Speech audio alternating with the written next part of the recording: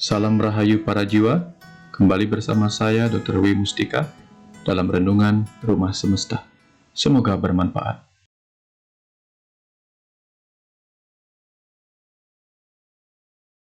Om Swastiastu.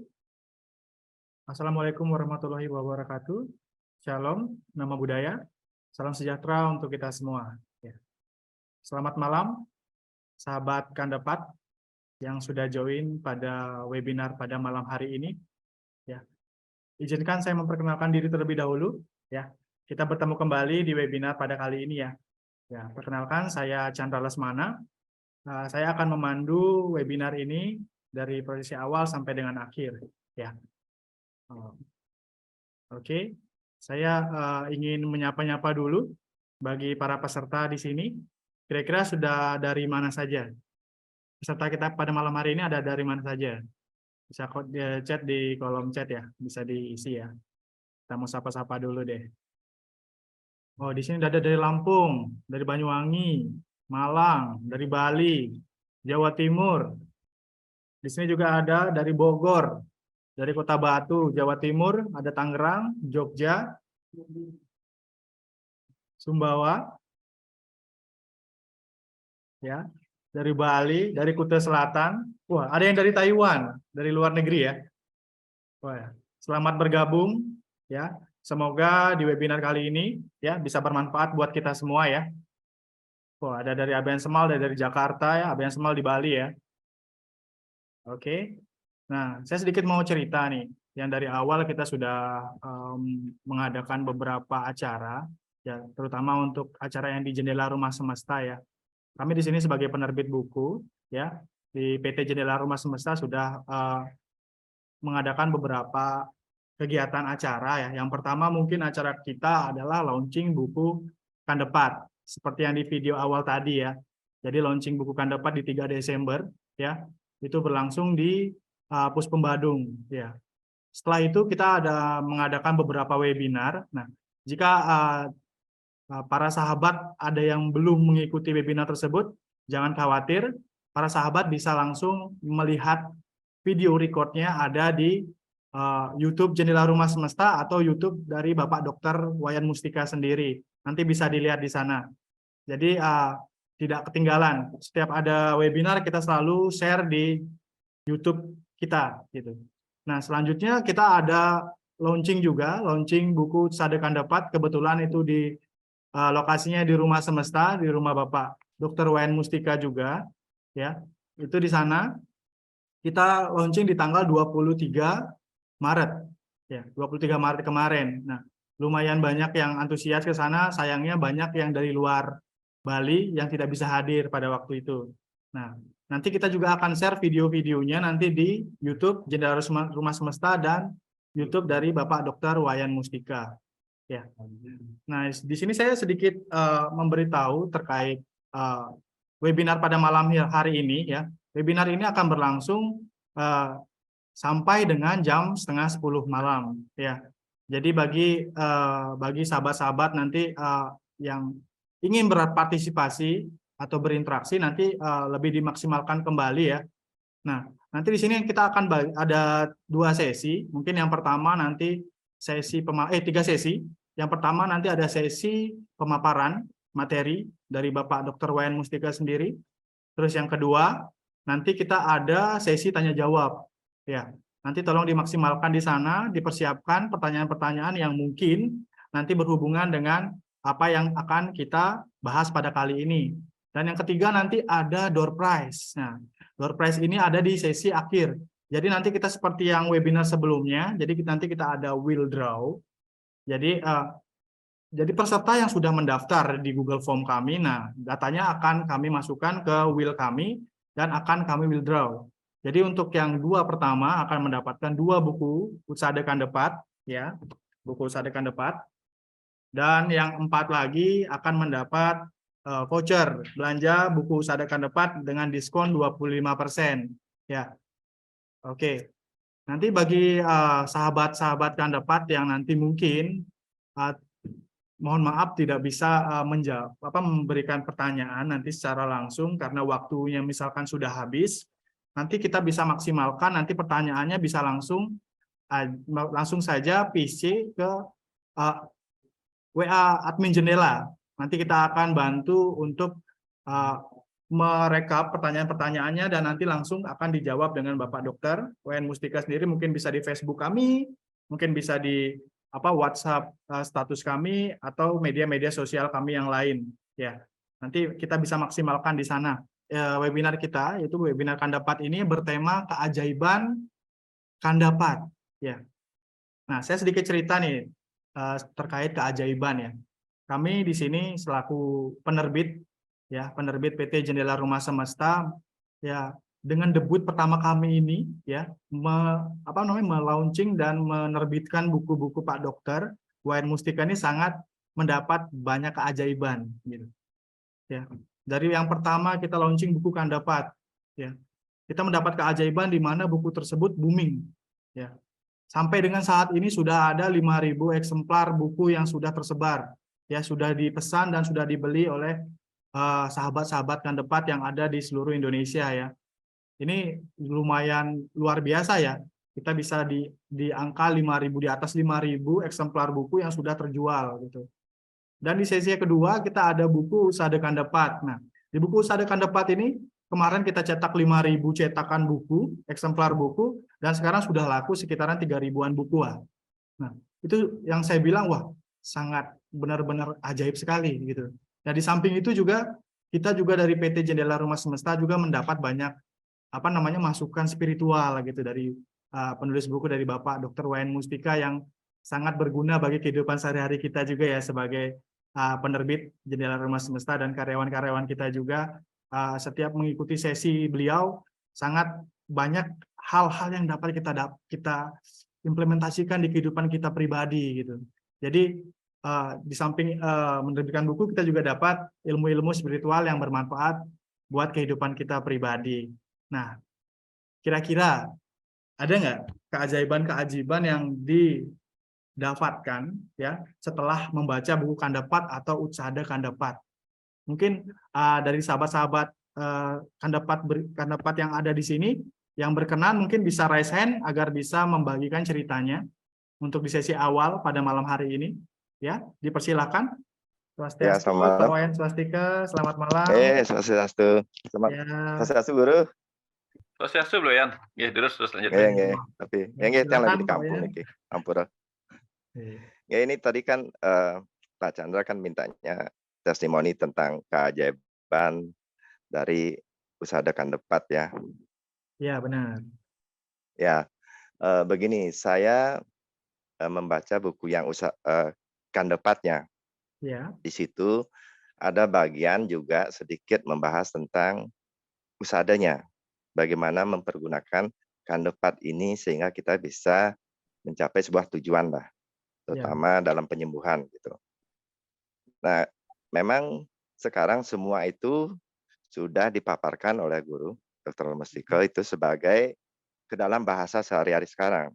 ya, Dan di sana, di dalam penjelasan itu, untuk penyembuhan itu, kita dalam penjelasan itu, Guru memaparkan bagaimana Kandapat ini kita bisa pergunakan untuk menyembuhkan diri sendiri itu dengan afirmasi, dengan melakukan afirmasi. Jadi sebelum tidur, setelah baru bangun, kita mengulang apa yang menjadi keinginan kita itu, atau apa yang misalnya kita merasa sakit di bagian mana, itu kita menyembuhkan dengan kata-kata melalui afirmasi. Nah, kebetulan waktu itu saya ada sedikit sakit di sebelah lengan kanan saya sampai di bahu. ya, Saya juga nggak enak, nggak bilang saya sakit itu tiap malam ada rasa sakit itu. Akhirnya saya pakai itu karena saya punya keyakinan tentang afirmasi itu sudah lama juga saya praktekkan. Tetapi dalam buku Kandapat itu Guru jelas-jelas dengan memberikan penjelasan bagaimana kata-kata yang kita ucapkan sehingga Kandapat kita itu yang bekerja untuk menyembuhkan kita itu. Kalau nggak salah itu yang saya pergunakan itu semacam begini. Wahai energi dan kecerdasan Kandapat yang berdiam dari mana rasa sakit itu. Kita sebutkan di sana. dengan segala kekuatan energi cerdasmu mulai hari ini. Apa rasa sakit itu? Kita katakan bahwa rasa sakit itu sudah hilang, lenyap, dan saya sudah sehat kembali. Saya ucapkan itu tiap malam mau tidur, baru bangun saya ucapkan. Dan saya nggak perlu berobat. Iya. Dan saya sekarang rasa sakit itu sudah nggak ada. Gimana ya kalau saya mengatakan ini hanya sebuah keyakinan, tapi itu yang saya alami. Dan memang sebelumnya pun saya sering melakukan itu untuk mencapai sebuah tujuan. Tetapi untuk rasa sakit seperti ini, karena sudah dijelaskan di situ dalam buku itu, apa yang harus diucapkan, karena seperti yang selalu dijelaskan oleh guru, bahwa pengisi kekosongan itu adalah kecerdasan semesta tak terbatas. Nah, itulah yang kita pergunakan untuk melakukan penyembuhan self healing kita itu melalui kanepat yang ada dalam bentuk buto di dalam tubuh ini. Itu yang saya lakukan selama ini. Mudah guru. Kemarin waktu acara yang sempat pulang ke rumah semesta, cuman karena sudah malam yang juga sudah janji sehingga tidak sampai selesai kembali acara yang sudah pamit. Ya guru, terima kasih Pak Camat. Ya, terima kasih Bapak Wayan Swastika sudah berbagi ya. Dr. Wayan Mustika, ya, kami persilakan ya Bapak ya. Silakan ya Bapak. Makasih banyak Chan sudah mengantar Ya Pak, siapa? Sama-sama ya, Pak. sesi webinar kita malam ini. Pada Wayan Swastika dan teman-teman yang tadi sudah testimoni Dewa Alit, terima kasih banyak. Selamat malam Bapak Ibu yang malam ini bergabung dengan kita untuk lebih mendekat lagi kepada pemahaman tentang kandepat versi rumah semesta, karena banyak sekali versi-versi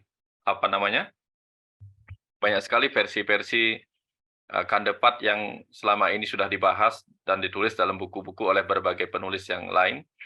Malam ini kita akan melanjutkan sesi kita yang ke waktu acara launching di rumah di Usada Kandepat itu. Ada yang belum sempat hadir pada acara di rumah kemarin, sekarang saya perdalam lagi, tapi mungkin sedikit ada menyangkut lagi ke yang kemarin kita bicarakan, tetapi ada tambahan-tambahan yang detail lagi. Mudah-mudahan ini nanti membantu untuk kita memahami lebih mendalam tentang kandepat itu apa, kemudian keajaibannya seperti apa. Karena selama ini, apa yang kita sebut keajaiban itu seperti hal-hal yang misalnya kita bisa terbang, atau kita kebal senjata, kita bisa menyentuh orang dengan sentuhan yang menyembuhkan atau membuat orang itu bisa pingsan ketika kita sentuh dan sebagainya itu. Itu yang sering dikait-kaitkan dengan kandepat, atau mungkin tentang ilmu hitam, ilmu putih, penglihatan, dan sebagainya. Hari ini kita akan lebih memperdalam lagi, karena kandepat itu jauh lebih luas daripada itu. Kandepat itu, ajarannya kalau kita perdalam, itu bisa membuat kita mengenal Tuhan di mana-mana, ya, dalam kehidupan ini, bahkan di alam kematian nanti. Karena begini, kemarin saya dialirkan sebuah pengetahuan bahwa apa? Di Bali itu ada ajaran. Ajaran untuk tujuan belajar agama itu adalah satu, mencapai jagat hita atau kebahagiaan duniawi, jagat kebahagiaan duniawi. Kemudian moksa, moksa itu menyatu dengan Tuhan. Tapi sesungguhnya baru 2 hari lalu itu saya diajarkan bahwa momentum penyatuan itu ada 2. Moksa itu kalau kita sudah mati lalu menyatu dengan Sang Pencipta. Tetapi jagat hita itu, kebahagiaan duniawi itu terjadi ketika kita bisa menyatu dengan ciptaannya. Ya, jadi ada 2. Di alam sana, ketika kita menjadi percikan semesta itu sendiri, percikan kecerdasan semesta atau sang roh itu sendiri, di alam sana kita bersatu dengan Sang Pencipta. Tetapi di sini sebagai ciptaan, sebagai manusia ciptaan, kita bersatu dengan ciptaan itu sendiri. Karena di dalam setiap ciptaan itu ada Sang Pencipta itu sendiri sedang berdiam sebagai kecerdasan semesta tak terbatas. Nah, ajaran kandepat ini mengingatkan kita bahwa pada setiap orang, bangsa apapun, suku apapun, agama apapun, jenis kelamin apapun, bahkan pada seluruh makhluk, baik tanaman maupun hewan, itu ada kecerdasan semesta tak terbatas. Pada manusia ada saudara-saudaranya bernama kandepat, ari-ari, air ketuban, darah, kemudian lapisan vernikaciota atau yang disebut lamas. Itu mau agama apapun, suku apapun, bangsa apapun, itu sama-sama terlahir bersama 4 saudara itu. Nah, sebuah pesan bahwa ada hal yang sama di dalam perbedaan-perbedaan diri kita. Sehingga kalau kita bisa menyatu dengan semua perbedaan itu, disinilah kemudian kita paham bahwa penyatuan kita dengan seluruh ciptaan ini akan menghasilkan jagat kita atau kebahagiaan duniawi. Ketika kita mati nanti, ketika roh kita bisa menyatu dengan semua bagian dari Sang Pencipta itu sendiri, entah disebut para dewa, para malaikat, dan sebagainya, maka di sana kita pun akan mengalami apa yang disebut sebagai moksa. Nah, untuk mengenal apa itu, bagaimana bisa menyatu dengan kehidupan ciptaan di dunia ini, kita akan melihat keajaiban kandepat itu yang ada di mana-mana dalam setiap ciptaan, sehingga kita bisa mengenal kehadiran Sang Pencipta di dalam setiap ciptaan itu sendiri. Nah, untuk itu saya mau izin share screen, sehingga akan jauh lebih mudah kita memahami apa yang akan kita lihat di balik semua ini. Oke. Kita akan share screen tentang apa namanya? Keajaiban kandepat itu. Nanti akan kita temukan masing-masing hal apa saja yang ada di dalamnya. Nah, di dalam keajaiban kandepat ini, sebagaimana tadi di cerita awal, kita harus membebaskan diri kita dari perspektif ataupun persepsi keajaiban yang selama ini menjadi bayangan kita. Karena kita mungkin masih ingat gambaran-gambaran keajaiban ketika kita masih kanak-kanak dulu. Mungkin yang disebut ajaib itu bisa terbang seperti Superman, bisa bergelantung dan bergelayut kemana-mana seperti Spider-Man, atau ya hal-hal yang sifatnya fiksi-fiksi seperti itu. Tetapi sebenarnya keajaiban yang kita cari sudah ada di mana-mana, hanya kita perlu melihatnya dengan cara yang berbeda. Jadi ketika kita berbicara tentang keajaiban kandepat, kita akan mulai dengan keajaiban kandepat buta. Karena dalam buku kandepat yang di launching pertama itu ada beberapa jenis kandepat, saudara 4 kita. Dulu dia adalah kandepat buta ketika masih menjadi materi. Kemudian dia menjadi materi ari-ari, air ketuban, darah, kemudian lamas atau vernikaciota. Kemudian menjadi kandepat rare ketika masih menjadi anak-anak dan bayi. Kemudian menjadi kandepat manusia, kandepat sari, kandepat atma, roh, kandepat dewa, dan seterusnya. Nah, sekarang kita mulai dengan kandepat buta dan manusia. 2 hal yang nanti kita akan bahas sampai selesai di sini. Kandepat buta. Kita harus mengerti dulu selama ini apa yang kita sebut sebagai buta itu sering berwajah serem-serem. Ya, ketika berbicara tentang buta kala gitu misalnya, kita pikirkannya adalah wajah-wajah serem seperti pada ogoh-ogoh. Padahal buta itu artinya materi. Jadi buta itu artinya materi, sehingga muncullah istilah panca maha buta.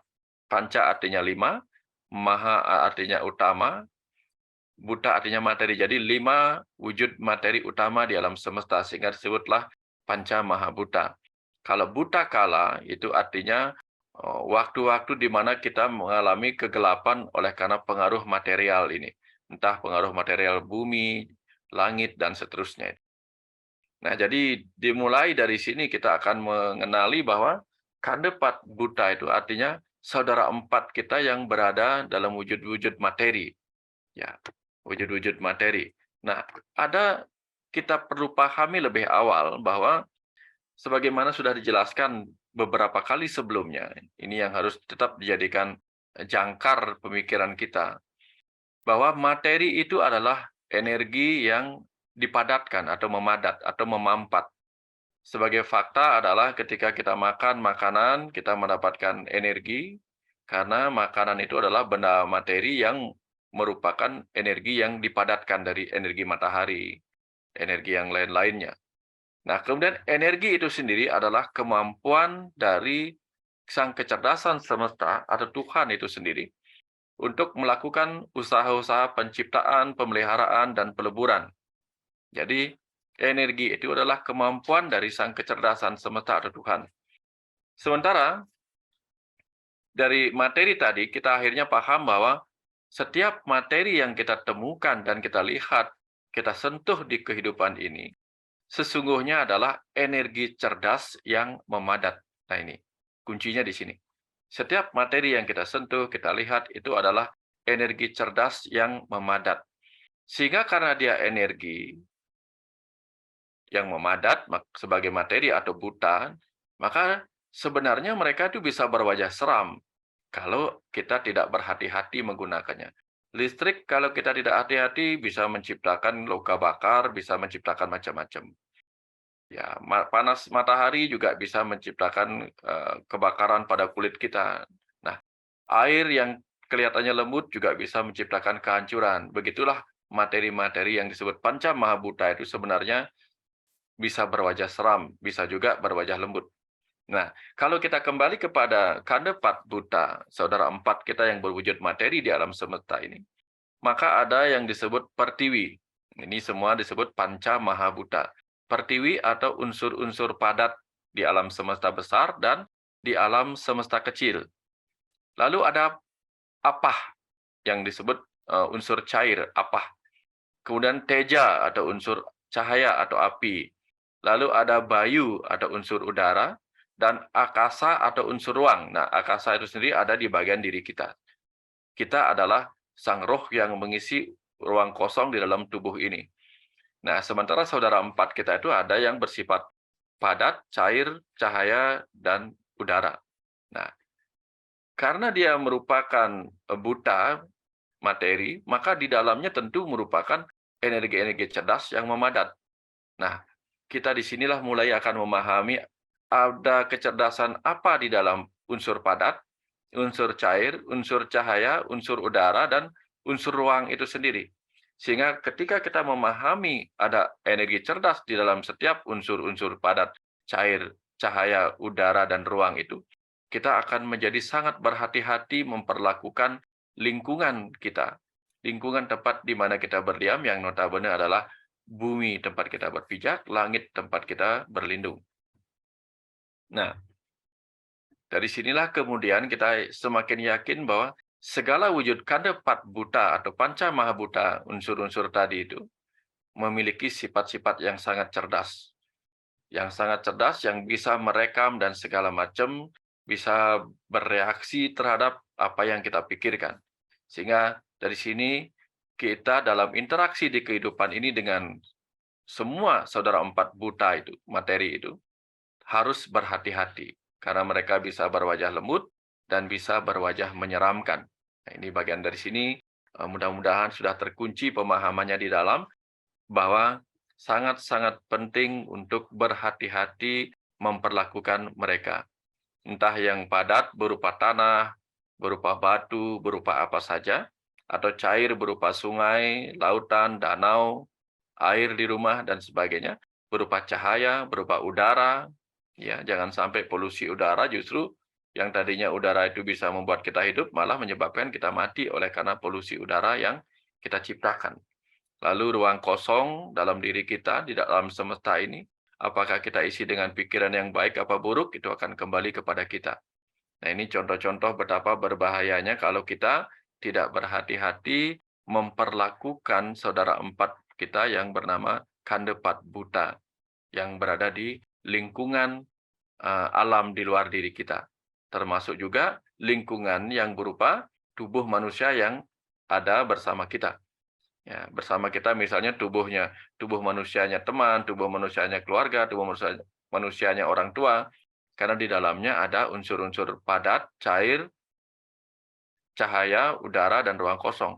Kalau kita salah memperlakukan orang-orang, memperlakukan makhluk hidup, memperlakukan tanaman, hewan, dan sebagainya, maka kita sedang berinteraksi buruk dengan kandepat buta yang ada pada makhluk-makhluk yang sedang kita ajak berinteraksi itu. Efeknya apa? Efeknya adalah kita mendapatkan reaksi atau pahala sesuai dengan perilaku kita kepada mereka. Ini poin pertama yang harus diingatkan. Kemudian yang kedua, ketika kita memperdalam lagi kandepat buta yang bersifat materi. Nah, dari sini kita bisa lihat. Ya, dari sini kita bisa lihat. Kalau kita melihat pertiwi atau benda padat itu misalnya sebagai planet-planet dan benda angkasa. Sekali waktu tolehlah ke langit. Kita akan dibuat kagum oleh planet-planet dan benda-benda angkasa itu. Bagaimana mereka menciptakan sebuah gugusan di angkasa yang penuh kekosongan itu tapi terisi oleh benda-benda langit ini.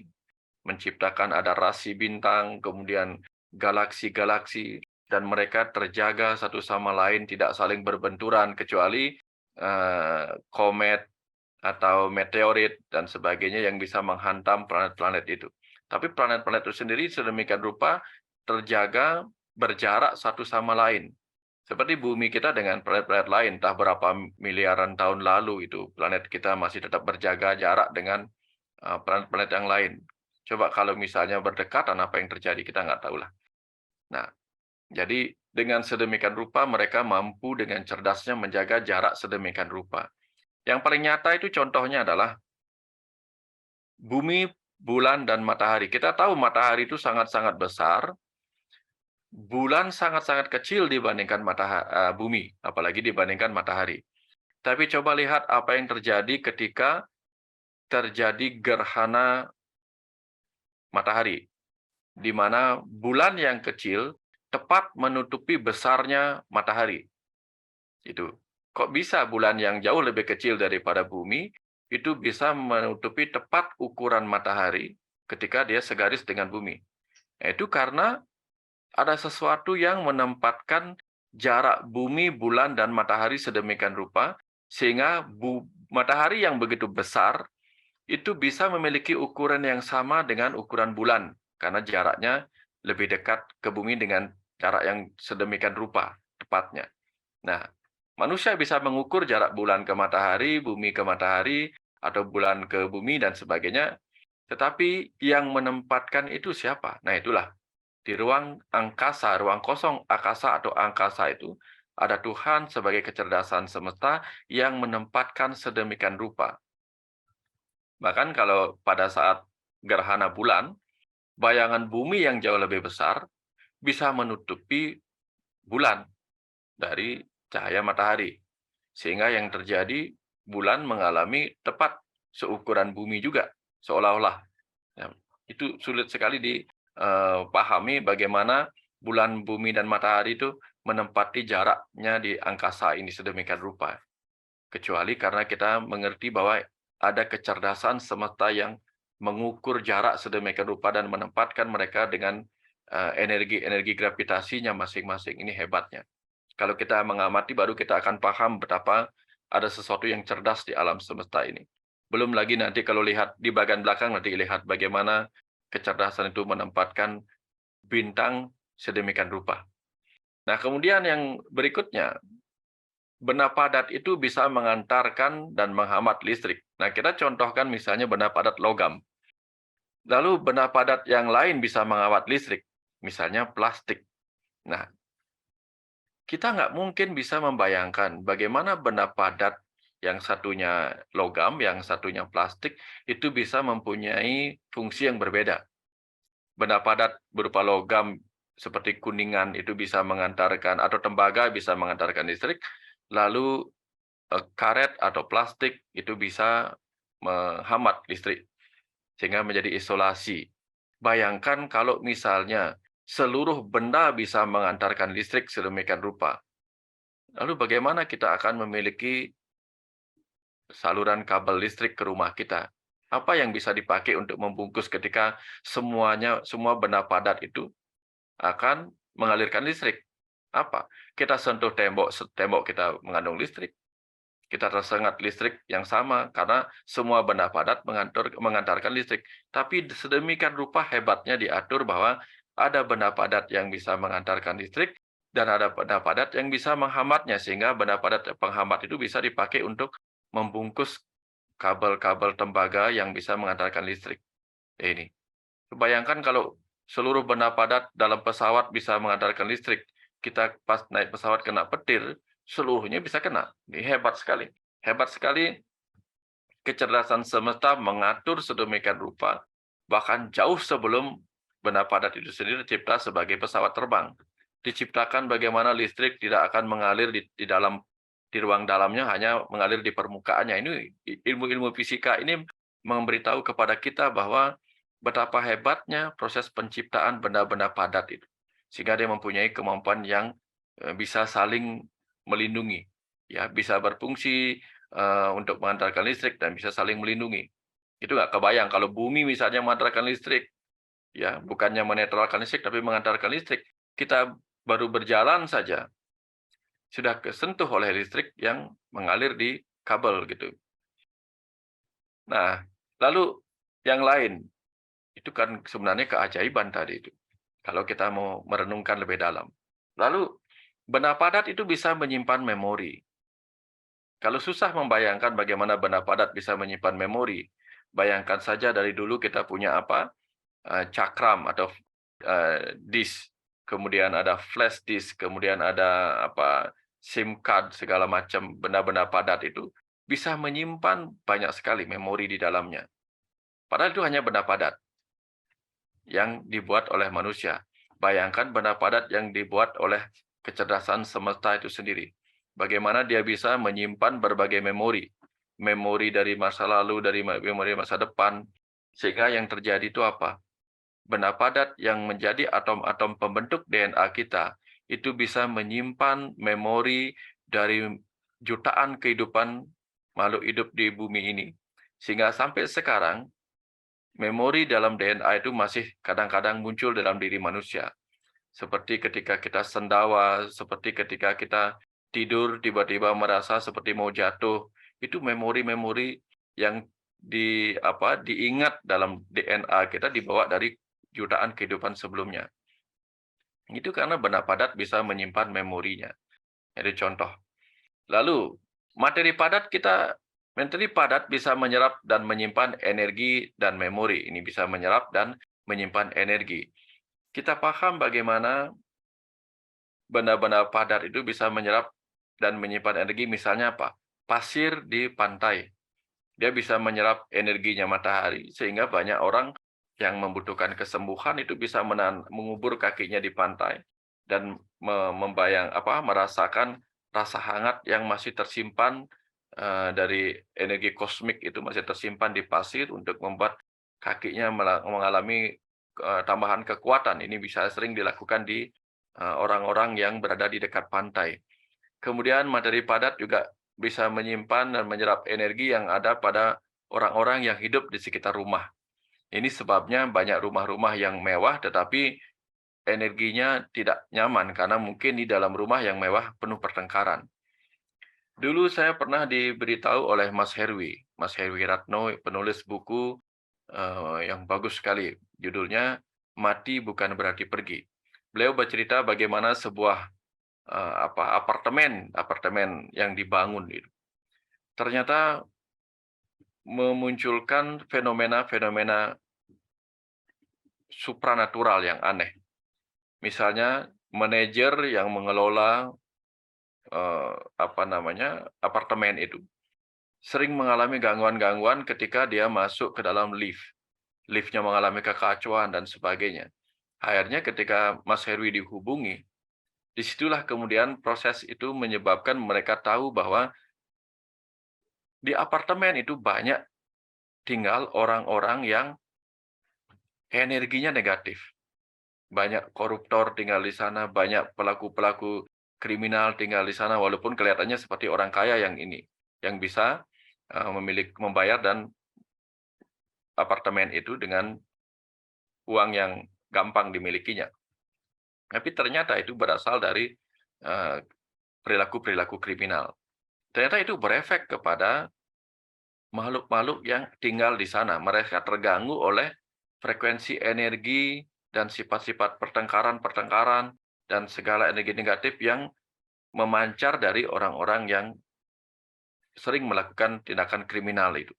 Akhirnya setelah dibereskan urusan itu, apa yang terjadi? Manajernya kemudian mengalami fenomena supranatural lain tetapi berbeda. Dulu biasanya sering diganggu ketika naik lift, sekarang malah enggak. Liftnya terbuka tiba-tiba sendiri. Lalu dia akan memencet sendiri tanpa dipencet ke lantai di mana dia berkantor. Itu ada keanehan-keanehan juga. Tetapi itu terjadi setelah dia harmonis dengan alam-alam niskala atau alam-alam lain di dimensi lain di wilayah apartemen itu. Ini sebagai pertanda bahwa materi-materi, tembok-tembok, benda-benda padat di situ menyerap dan menyimpan energi-energi dan memori yang ada pada orang-orang yang tinggal di dalamnya. Sehingga ini mengingatkan kita untuk hati-hati sebagai pemilik rumah. Hati-hati dengan pemilik rumah, pemilik mobil, kendaraan, hati-hati. Karena semua benda-benda itu menyimpan dan menyerap energi kita. Ya. Misalnya kalau kita punya kendaraan lalu kita asuransikan dengan sebuah kalimat bahwa, oh saya kalau kecelakaan nggak apa-apa, sudah ada yang membayar. Itu jangan-jangan malah kendaraannya bisa sering-sering mengalami kecelakaan karena dia merasa tidak apa-apa. Tidak apa. Mungkin berefek membuat dia tidak hati-hati, tapi juga mengalami efek dari materi padat pada mobilnya yang menyerap apa yang dia pikirkan, ini contohnya. Nah, selain itu materi padat juga mampu menciptakan beragam keindahan karena di dalamnya ada kecerdasan. Kalau mau lihat contohnya seperti ini. Bagaimana keindahan yang bisa kita tonton pada benda-benda padat seperti ini. Ini contoh batu-batu. Jangan tanya sama saya energi apa yang ada di dalam batu ini. Karena saya tidak terlalu fokus kepada hal seperti ini, tetapi mungkin ada orang yang menyukai untuk mempelajari atau menggunakan energi-energi yang terselip di dalam batu itu. Memang ada, karena apa? Benda padat atau materi adalah energi yang memadat. Tapi saya tertarik kepada berbagai keindahan. Coba lihat ini. Keindahan-keindahan di dalamnya warna-warni yang menciptakan tekstur batu ini sedemikian rupa indahnya. Ini macam-macam. Silahkan lihat di sini. Yang ini juga ada gitu. Teksturnya indah, garis-garisnya bagus sekali. Ini kalau kita melukisnya, ya luar biasa susahnya. Bayangkan ini batu saja bisa menghasilkan keindahan yang luar biasa. Tidak tahu bagaimana prosesnya. Ini kalau kita disuruh menghaluskan batu dengan mengamplasnya, memakai nomor amplas berapa, itu mungkin agak susah. Tapi lihat ini, bagaimana alam itu menciptakan batu-batu yang sedemikian halusnya seperti ini. Ada tekstur yang luar biasa. Ini kalau dilihat ini mungkin mirip-mirip ada gambar orang ini. Ya ini mungkin sebenarnya yang biru ini, mungkin ini pareidolia. Kalau orang yang suka melihat, wah ini ada sesuatu yang gaib di sini. Ini namanya pareidolia. Kita membayangkan sesuatu menyerupai wujud manusia. Ini ada di sini. Boleh. Yang suka-suka di situ boleh di situ. Tapi yang saya mau kasih lihat adalah bagaimana batu-batu ini indah sedemikian rupa tercipta oleh karena Sang Pencipta berdiam di dalamnya sebagai kecerdasan yang mampu melukis keindahan dalam diamnya. Ini hebat sekali. Ini baru benda padat pada batu. Bagaimana dengan benda padat yang ada pada bunga-bunga? Ini coba lihat. Kita tahu nih benda padat. Lihat bagaimana gradasi warna begitu luar biasa, bentuknya luar biasa. Ini sudah sering saya ceritakan bagaimana kecerdasan semesta yang berdiam di dalam atom-atom yang membentuk DNA dari tanaman-tanaman seperti bunga-bunga ini, akhirnya berhasil menciptakan bunga-bunga sedemikian rupanya. Jadi kalau kita rindu pada Sang Pencipta yang tak nyata, temui saja Dia dalam ciptaannya sendiri, karena tanpa kehadiran Sang Pencipta sebagai kecerdasan semesta tak terbatas di dalam setiap ciptaan seperti bunga-bunga ini, maka bunga-bunga ini tidak akan pernah tercipta. Karena kita tidak akan pernah bisa mengatakan siapa yang menciptakan bunga ini. Manusia tidak, kupu-kupu tidak, lebah tidak. Tapi dia menciptakan dirinya sendiri. Dia menciptakan dirinya sendiri. Nah, persis seperti apa yang disampaikan oleh Stephen Hawking. Alam semesta tercipta oleh dirinya sendiri, dengan dirinya sendiri. Tercipta dengan sendirinya. Nah, yang sendirinya itulah kecerdasan semesta tak terbatas, atau kita sebut sebagai Tuhan atau Tuan. Tuan kesannya maskulin atau laki-laki karena dia dalam ajaran Hindu disebut sebagai Purusa. Purusa itu artinya poros, poros itu artinya yang mengisi ruang kosong. Nah, kecerdasan semesta yang mengisi ruang kosong di dalam DNA yang membentuk program-program awal penciptaan bunga-bunga indah ini, disitulah kita bisa melihat kehadirannya, kehadiran Sang Pencipta di dalam bunga-bunga ini. Sehingga besok kalau rindu pada Sang Pencipta, temuilah Dia dalam ciptaannya. Persis seperti kalau kita rindu pada seorang penyanyi, nyanyikanlah lagu yang dinyanyikannya. Nah, di sini kita bisa menemukan dalam benda-benda padat ini, kita bisa menemukan Sang Pencipta sedang bekerja untuk terus memelihara ciptaannya ini dengan segala warna-warni keindahan yang dia serap dari matahari, cahaya matahari. Ini baru pada tanaman, bunga-bunga. Sekarang lihat bagaimana keindahan itu pada sayap kupu-kupu. Lihat nih pada sayap kupu-kupu. Bayangkan, coba bayangkan bagaimana sayap kupu-kupu bisa tercipta, terlukis sedemikian indahnya seperti ini. Gradasi warnanya, kemudian pola-polanya, simetrisitasnya. Siapakah yang menciptakan? Kita katakan Tuhan. Kapan Dia menciptakan? Jam berapa? Di mana? Berapa banyak Tuhan yang menciptakan kupu-kupu seperti indah ini?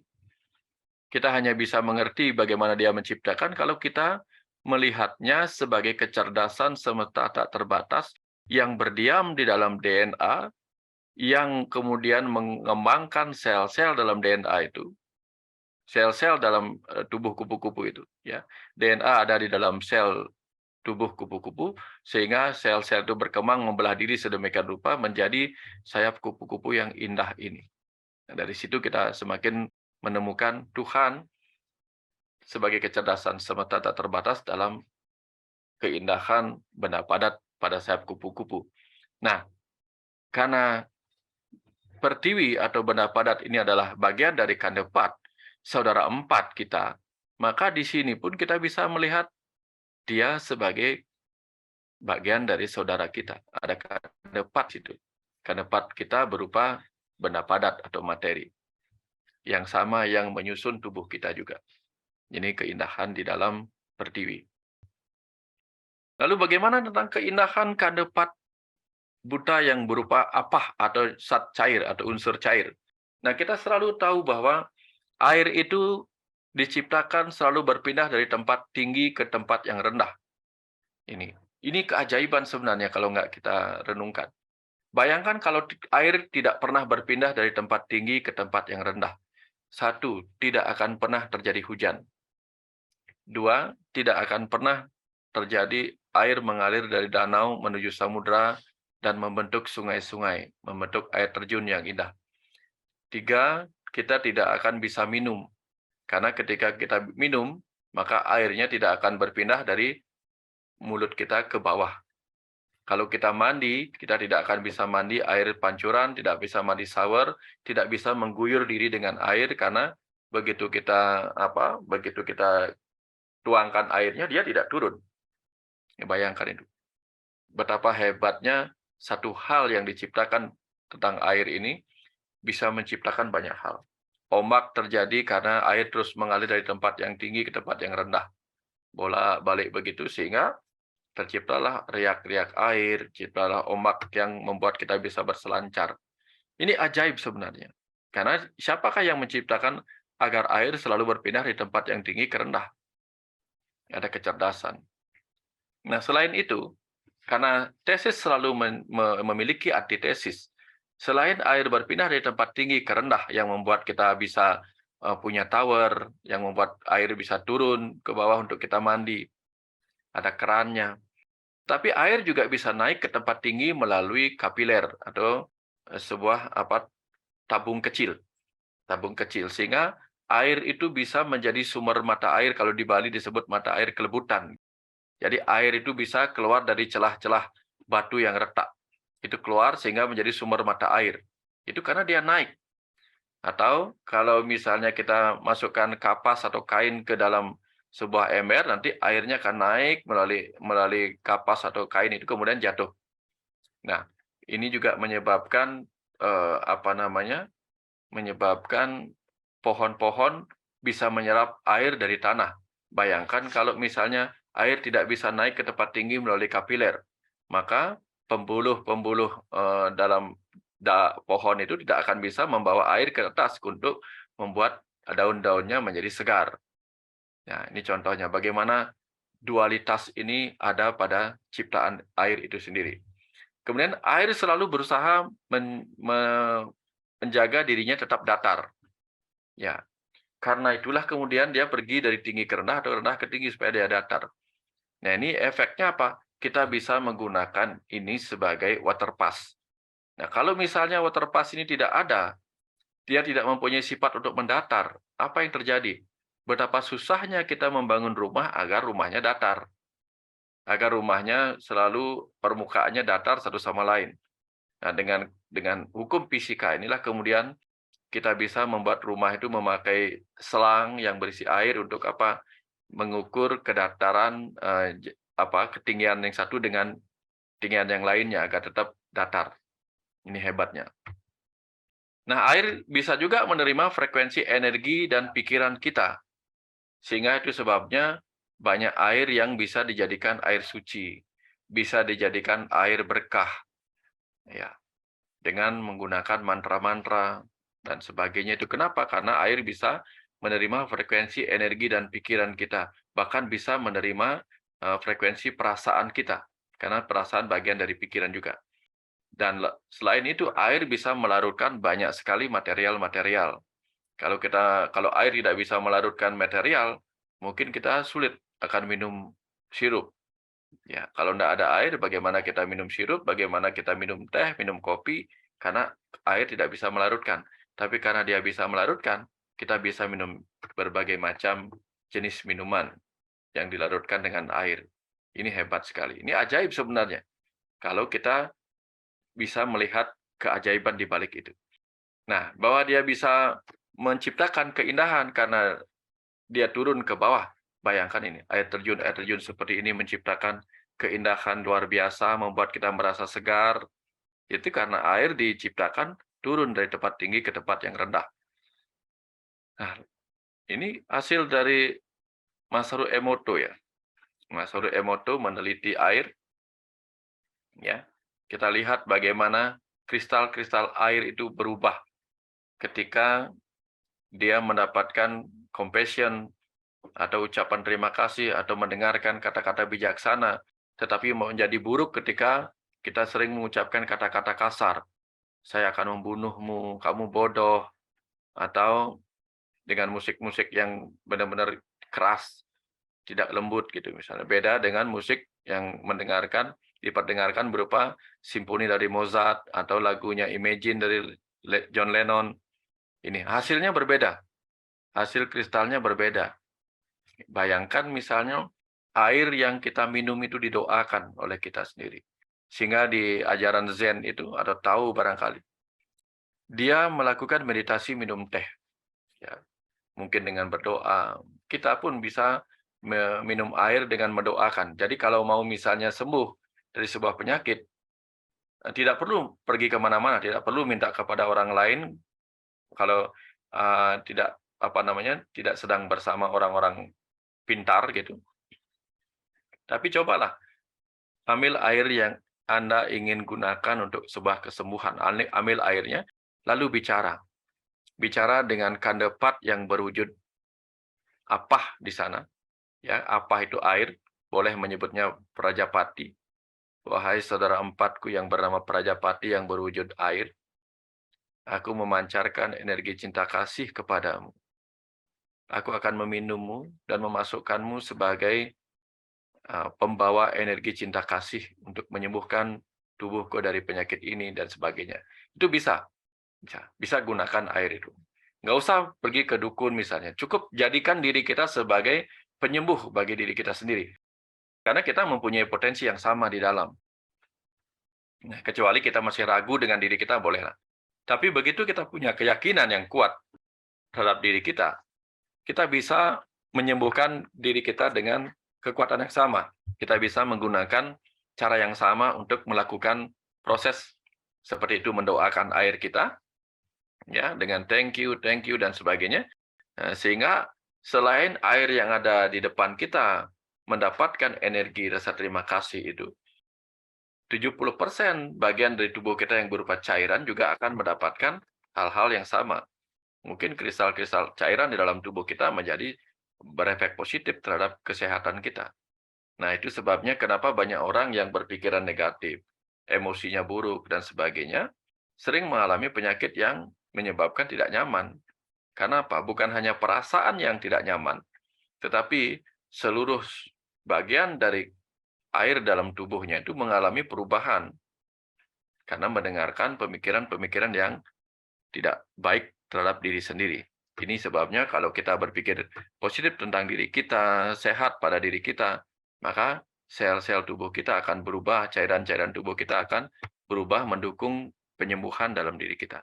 Ini keindahan dan keajaiban pada unsur apah dari Kandepat Buddha. Nah, bagaimana tentang Kandepat Teja, cahaya? Ya, kita tahu bahwa cahaya itu memiliki efek ajaib sekali. Karena kalau kita bertemu dengan cahaya pagi, itu efeknya berbeda dengan ketika kita bertemu cahaya sore. Cahaya sore di mana matahari mau tenggelam, efeknya tentu membuat kita mulai agak kehilangan semangat. Tapi begitu ketemu cahaya pagi, itu efeknya berbeda. Belum lagi cahaya-cahaya yang lain, bagaimana warna-warni cahaya itu membuat kita merasa lebih hidup, ya, dibandingkan kalau kita hanya melihat langit yang bermendung, gelap. Nah, kemudian cahaya kita tahu memiliki panjang gelombang. Sehingga karena memiliki panjang gelombang, maka cahaya bisa memberi warna-warni pada kehidupan kita. Kita bisa melihat pelangi, kita bisa melihat warna-warni bunga seperti tadi. Karena apa? Beberapa bunga itu menyerap panjang gelombang dari cahaya matahari yang berbeda, sehingga dia kemudian memantulkan panjang gelombang yang lain, sehingga dia memberi warna-warni sebagaimana yang dipantulkannya. Nah, itu hebatnya bagaimana tanaman itu mampu menyerap dan memantulkan cahaya yang membuatnya berwarna-warni. Kemudian karena memiliki panjang gelombang cahaya itu juga bisa dikirimkan dari sebuah stasiun televisi ke rumah kita, sehingga yang kita miliki apa? Televisi berwarna dengan film-film berwarna. Karena ditransfer dari jarak sekian kilometer jauhnya, ribuan kilometer, kemudian diperkuat oleh satelit, diperkuat oleh receiver atau penerima antena kita, kemudian kita bisa mendapatkan televisi dengan film warna-warni. Itu hebatnya. Itu karena dia bisa transfer. Ini ajaib sebenarnya. Kalau saja cahaya tidak memiliki keajaiban, maka mungkin kita tidak akan bisa, ya termasuk tidak bisa mengikuti acara Zoom ini dengan warna-warni yang ditampilkan di sini. Ya mungkin masih hitam putih atau bahkan tidak ada apa-apa yang bisa dikirimkan. Kalau dia tidak bisa dikirimkan, ditransfer melalui cahaya. Nah, kemudian cahaya juga menunjukkan sifat seseorang dan kematangan rohnya. Mungkin seperti misalnya kalau kita bisa membaca aura seseorang. Ya, dulu kan sempat heboh nih bagaimana aura seseorang bisa ditonton, bisa dilihat melalui foto aura itu. Tapi kalau kita peka, kita bisa melihat aura orang. Gitu. Ini aura orang ini sifatnya bagaimana gitu. Itu udah.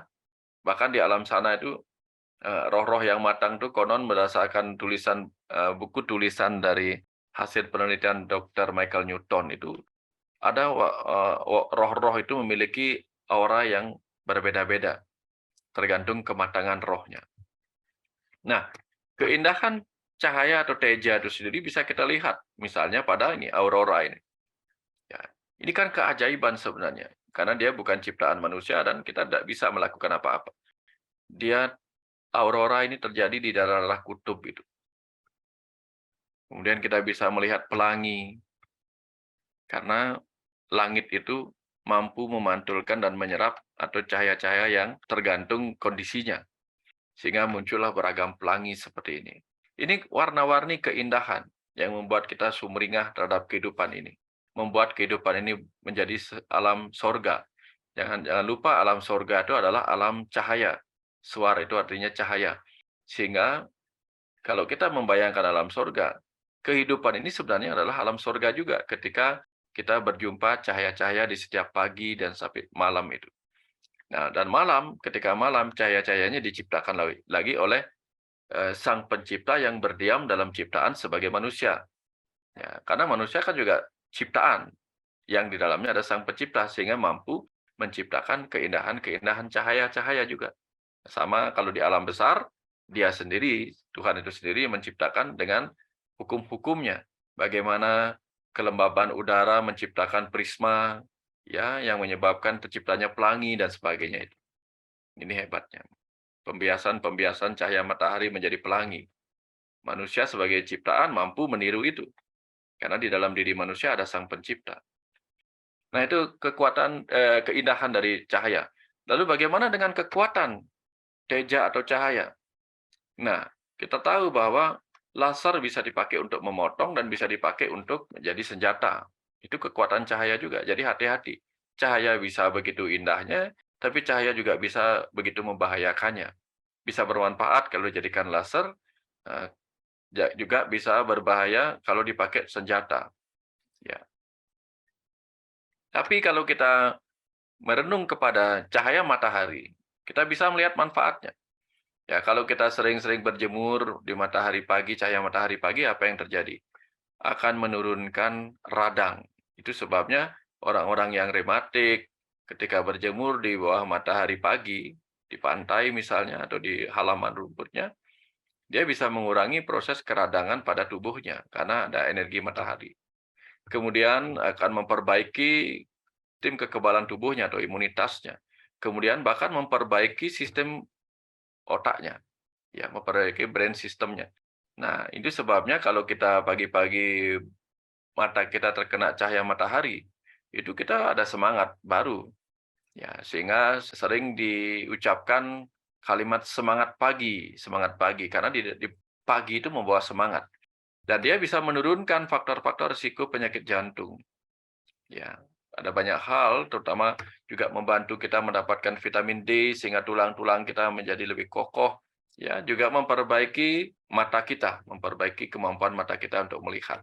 Ini banyak hal yang bisa didapatkan dari cahaya matahari misalnya, di kekuatan dari teja di alam sana. Lalu bagaimana dengan kekuatan kandepat buta yang berupa udara atau bayu? Nah, ini udara bergerak di tekanan tinggi ke tekanan rendah. Ya, ini diciptakan sama seperti air tadi. Gara-gara udara bergerak dari tekanan tinggi ke tekanan rendah, kita bisa merasakan angin. Ya, angin adalah udara yang bergerak. Kalau bergeraknya lembut, kita bisa terbebas dari suasana yang panas gitu misalnya, karena ada hembusan angin lembut membelai kita. Tapi juga bisa bergerak begitu cepat dari tekanan yang sangat tinggi ke tekanan yang sangat rendah, sehingga terjadi badai, terjadi topan, dan sebagainya itu. Jadi bisa berwajah seram, bisa berwajah lembut. Nah, jadi udara ini bisa menempati ruang. Ini kelebihannya. Kalau tidak ada keajaiban udara bisa menempati ruang, mungkin kita tidak akan pernah punya gas LPG, tidak pernah punya tabung gas, tidak pernah melihat balon terbang, tidak pernah melihat banyak hal lah yang di mana udara bisa ditempatkan di dalam sebuah ruang. Tabung oksigen juga tidak ada karena dia tidak bisa dimasukkan. Ya. Nah, udara bisa bergerak lembut dan kencang karena pengaruh tekanan tadi itu. Nah, bahkan kekuatan udara bisa mengangkat benda. Itu sebabnya kita bisa naik pesawat terbang, ya. Dan udara bisa menyimpan energi dan materi. Nah, kita tahu bahwa udara itu bisa menyimpan polutan-polutan. Selain itu juga bisa menyimpan isi pikiran kita. Karena di dalam udara itu ada benda-benda padat berupa atom-atom yang tersebar sedemikian rupa yang bisa menangkap frekuensi energi kita. Sehingga punya rumah yang juga tentu saja ada udaranya, ada debu-debu di sana, ada materi-materi di dalam udara itu. Hati-hati dengan pikiran kita kepada ruang-ruang di rumah kita yang ada udaranya. Nanti kita akan ditangkap energi kita, frekuensi pikiran kita, sehingga rumah menjadi tidak nyaman lagi ketika kita pulang, karena di sana menyimpan mungkin kemarahan kita, pertengkaran, dan sebagainya. Itu hati-hati dengan udara di rumah kita kalau kita terlalu banyak menyebarkan energi-energi kemarahan, pertikaian, dan sebagainya. Nah, Sehingga kalau kita lihat kekuatan udara atau Bayu, kita lihat bagaimana udara bisa membawa energi yang besar sekali berupa energi listrik. Kalau kita bisa mengubah kekuatannya. Nah, bisa membuat pesawat terbang, terangkat. Ya. Jadi pesawat itu terangkat kan karena faktor udara juga. Sehingga seringkali pesawat terbang itu melawan arah angin. Supaya nanti dia bisa dibantu oleh angin yang datang itu untuk dibawa terbang. Nah, tapi udara juga bisa menjadi teman kita untuk menikmati kesendirian atau mengalami proses healing. Ketika sumuk rasanya hidup ini, kita mungkin butuh udara segar, ya, karena udara yang seperti ini membawa kesegaran berupa energi-energi oksigen murni, kemudian membawa energi-energi cinta kasih dari tumbuh-tumbuhan, dari air, kemudian kita hirup bersama, seluruh energi cinta kasih alam itu terbawa masuk ke dalam diri kita. Inilah contoh bagaimana Kandepat bernama Bayu itu. Atau dalam ajaran Kandepat ini dia disebut sebagai Banaspati Raja, sebagai Bayu. Ini contoh bagaimana kita bisa healing dengan mereka. Nah, lalu bagaimana dengan kekuatan Kandepat Akasa? Akasa itu artinya ruang. Jadi setiap ruang sesungguhnya di kehidupan ini, mau alam semesta besar, mau alam semesta kecil, itu terisi oleh kecerdasan semesta tak terbatas, sebagaimana yang sudah kita bahas sebelum ini. Jadi, angkasa itu terisi oleh kecerdasan semesta, sehingga jarak bumi, bulan, dan matahari tercipta gerhana, dan sebagainya yang saya ceritakan tadi itu bisa terjadi. Lalu bagaimana alam semesta bisa terstruktur sedemikian rupa dengan miliaran galaksi. Dan kita bisa hidup karena memiliki ruang. Bayangkan kalau lambung kita tidak punya ruang. Kita mungkin tidak ada keinginan makan. Bayangkan kalau jantung kita tidak ada ruang. Paru-paru kita tidak memiliki ruang. Misalnya pada orang yang pneumonia. Atau ada sesuatu yang menyumbat paru-parunya. Tidak ada ruang lagi. Maka manusia tidak bisa hidup. Ya.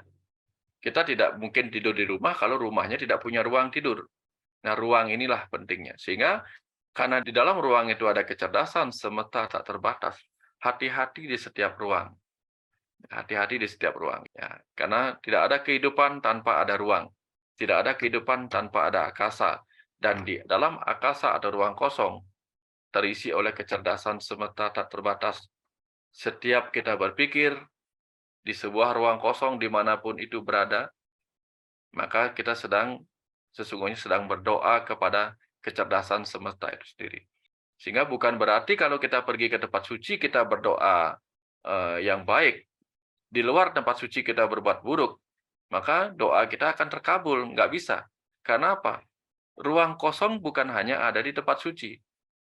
Ruang kosong bisa ada di mana-mana. Maka sebenarnya seluruh ruangan yang ada di bumi ini, di kehidupan ini adalah tempat suci seharusnya. Tempat di mana kita tidak boleh sembarangan mengucapkan, memikirkan, atau melakukan tindakan-tindakan yang tidak benar. Sehingga di ajaran kita di Hindu diingatkan untuk Trikaya Parisuddha. Artinya apa? Berpikir, berucap, dan berbuat yang baik. Karena apa? Dimanapun kita berada, di situ sesungguhnya ada ruang kosong, dan di situ ada kecerdasan semesta. Sehingga di Islam dikatakan, dimanapun engkau menghadap, di situ ada Tuhan. Karena dimanapun kita menghadap, di sana ada ruang kosong. Bahkan di dalam diri kita ada ruang kosong yang terisi oleh kecerdasan semesta yang terus-menerus mendengarkan pikiran-pikiran kita yang merupakan doa-doa yang mungkin tak sengaja kita ucapkan. Nah, lalu kita lihat bagaimana akasa atau angkasa di alam semesta besar ini merupakan ruang kosong di mana kecerdasan semesta menata sedemikian rupa benda-benda angkasa, sehingga tercipta galaksi yang berbentuk spiral, segala macam seperti ini. Indah sekali kalau misalnya orang pernah mengalami nyepi di Bali, lalu memfoto galaksi Bima Sakti atau Milky Way, itu luar biasa. Nah, bagaimana kemudian rasi bintang ini tercipta sedemikian rupa. Yang akibatnya apa? Bintang-bintang yang diletakkan sedemikian rupa ini bisa membantu para nelayan sebelum adanya kompas, itu menentukan arah kemana dia pergi di tengah malam, di tengah samudra. Ya, dengan menatap langit ini. Ya, dengan menatap langit, dia bisa melihat harus pergi kemana untuk pulang ke daratannya. Karena dia mengikuti rasi bintang ini. Ini hebatnya kecerdasan semesta tak terbatas itu membantu manusia sebagai keajaiban kandepat akasa atau ruang itu.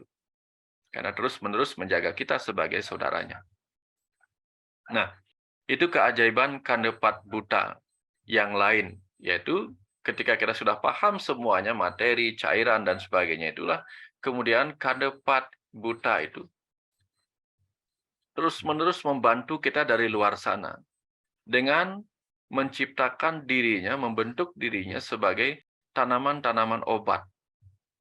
Ya, tanaman obat. Sehingga pada setiap tanaman obat ini, dia bisa menciptakan zat-zat kimia tertentu yang diproduksi oleh alam dari tanaman-tanaman ini. Untuk apa? Untuk terus-menerus membantu manusia. Nah, orang-orang dulu, kalau misalnya Sir Alexander Fleming itu membantu menyelamatkan banyak umat manusia yang hampir mati oleh karena infeksi di masa peperangan Perang Dunia. Dengan bantuan jamur penicillium, terciptalah antibiotik pertama yang bisa membunuh kuman. Nah, selain itu orang-orang di masa lalu, orang-orang hebat di masa lalu, para bijaksana di masa lalu, orang-orang pintar itu, para resi itu, dia bisa berbicara dengan tanam-tanaman, sehingga bisa tahu tanaman apa bisa untuk obat apa, tanaman ini untuk obat ini, dia bisa tahu ini. Ya. Bayangkan bagaimana cara dia berbicara dengan kecerdasan yang ada di dalam tanaman ini, sehingga tahu tanaman ini bisa pakai untuk obat apa.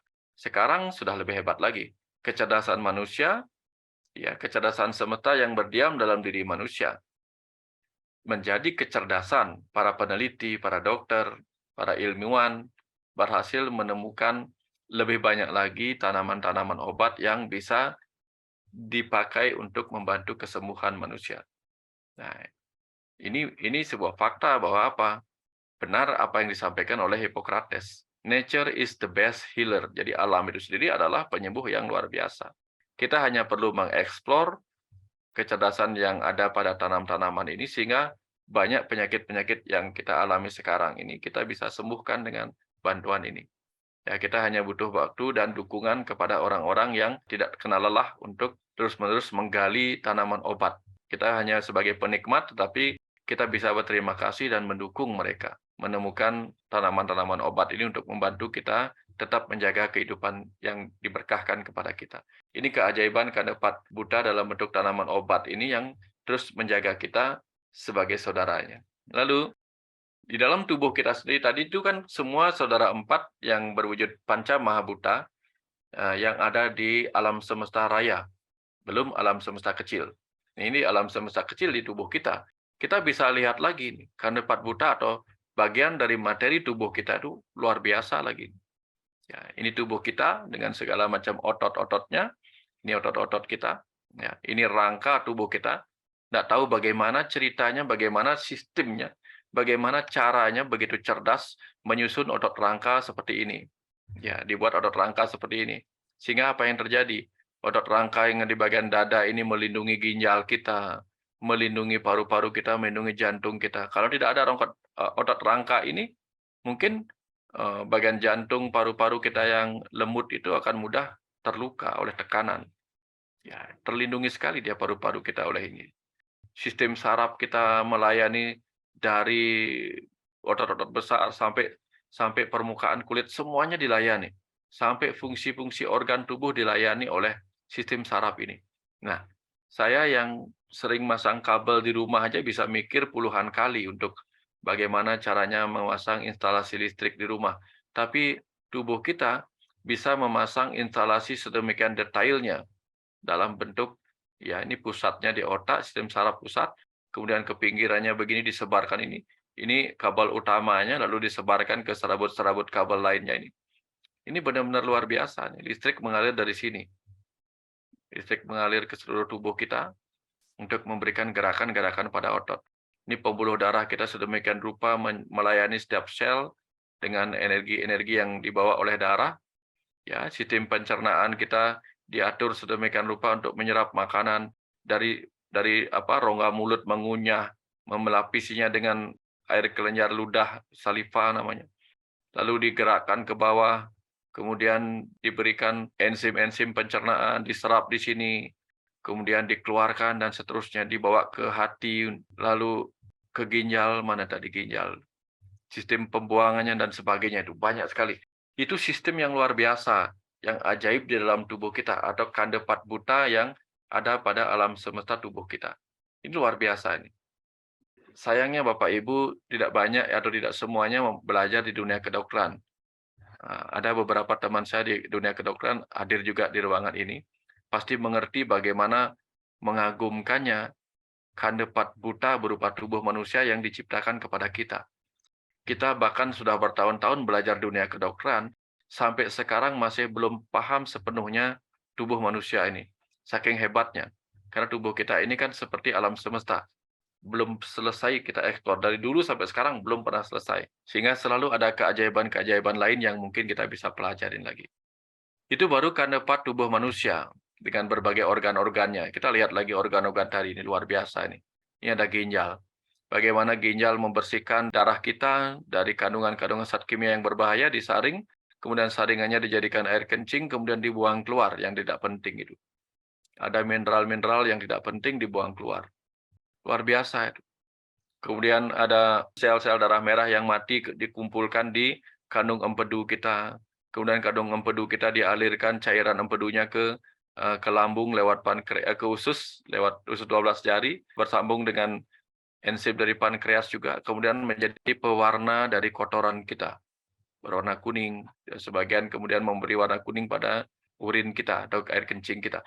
Ini luar biasa nih, sistem ini kalau mempelajari ini benar-benar kagum. Nah, orang-orang dulu mempelajari kandepat ini dalam tubuh manusia ini dengan tidak menyebutnya sebagai organ-organ, menyebutnya sebagai aksara, sehingga muncullah aksara sang, bang, tang, ang, ing, nang, mang, sing, wang, yang, atau sabata, ai, nama, siwaya, dan seterusnya itu. Dia mempelajarinya, menyimpulkannya dengan huruf-huruf.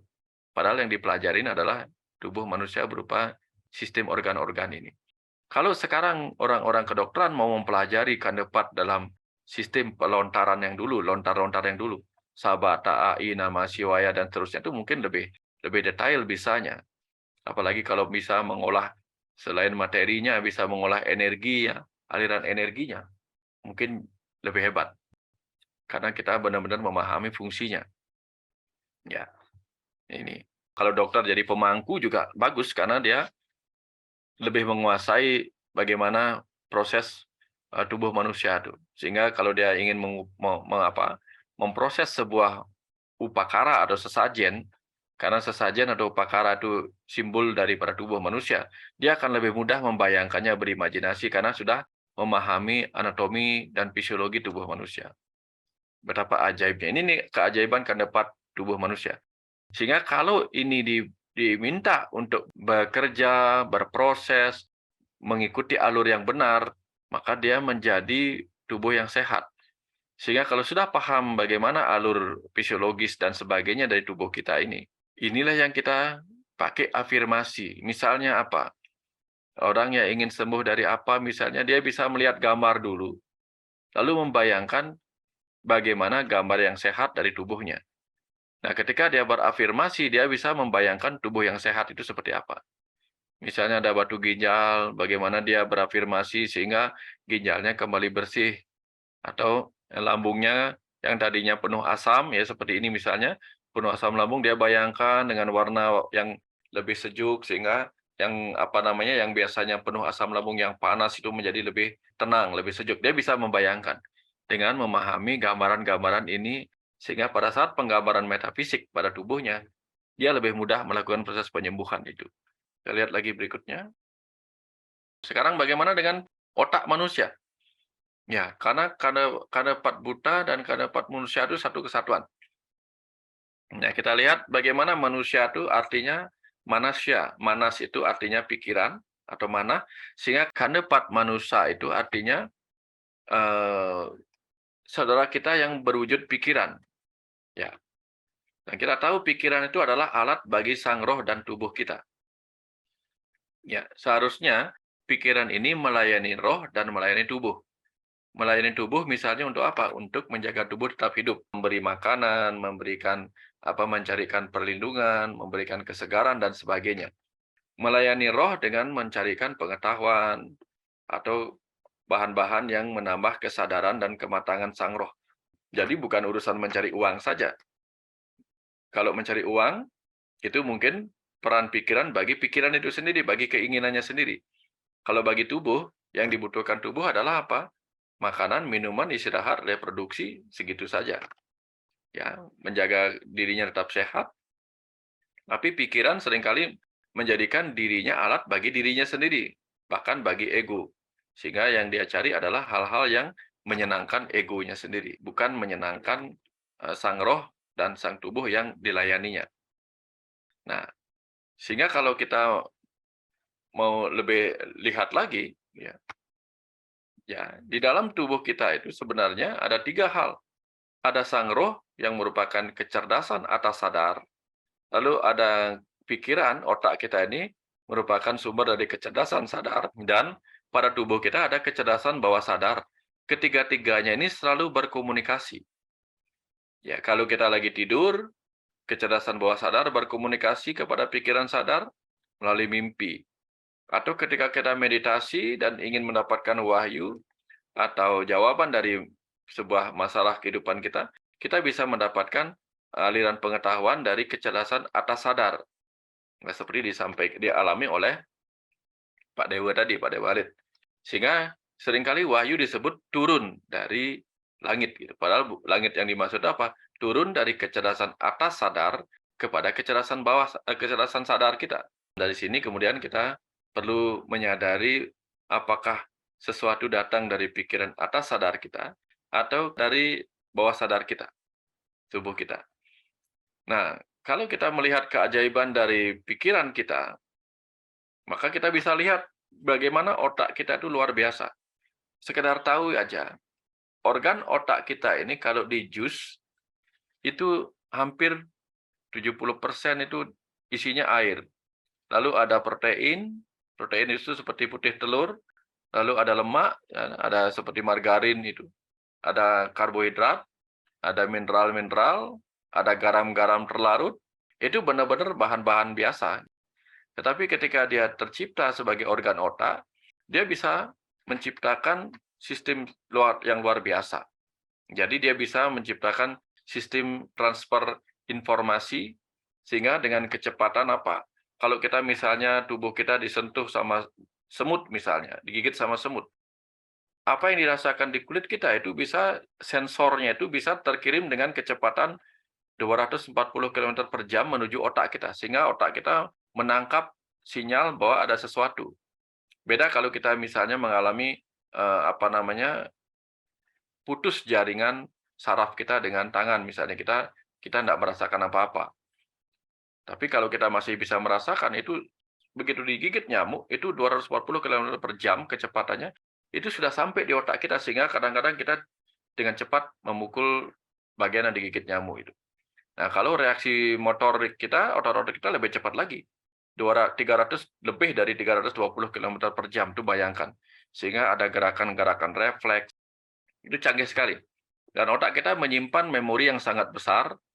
Struktur otak kita tuh bisa berubah setiap belajar hal-hal baru. Jadi jangan takut. Sampai umur berapapun silahkan terus belajar. Sehingga struktur otak kita terus-menerus berubah. Oleh karena diajak untuk berpikir.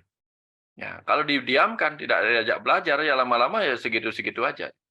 Jadi teruslah belajar, sehingga di ajaran Kandepat Manusa, yang di timur namanya Iratu Ngurah Tangkap Langit. Itu dalam ajaran Kandepat, disebut Ratu Ngurah Tangkap Langit. Ajarannya berupa apa? Segara tanpa tepi.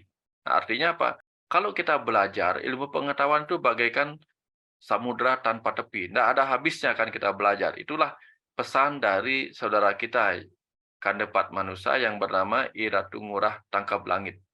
Jadi begitu luasnya.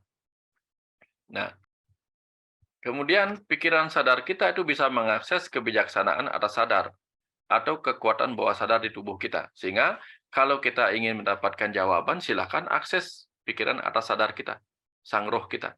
Kalau kita ingin menciptakan masa depan, lebih sembuh dari sekarang, lebih sehat dari sekarang, lebih kaya dari sekarang, atau apapun, silakan akses Kandepat Manusa yang ada pada tubuh kita. Ya, kecerdasan yang ada pada tubuh kita yaitu kecerdasan bawah sadar.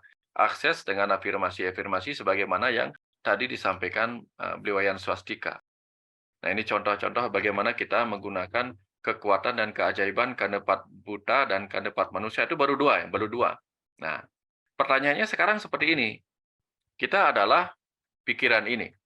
Kita adalah pikiran yang sering saat ini sebagai pelayan ini. Ya, belum diri sejati ya. Nah, sekarang kemana pikiran kita lebih banyak kita gunakan sebagai pelayan ini? Kalau dia lebih banyak melayani tubuh, ya, lebih banyak melayani tubuh, apa yang terjadi? Maka pikiran kita akan lebih banyak menerima masukan-masukan yang berkenaan dengan reaksi-reaksi tubuh.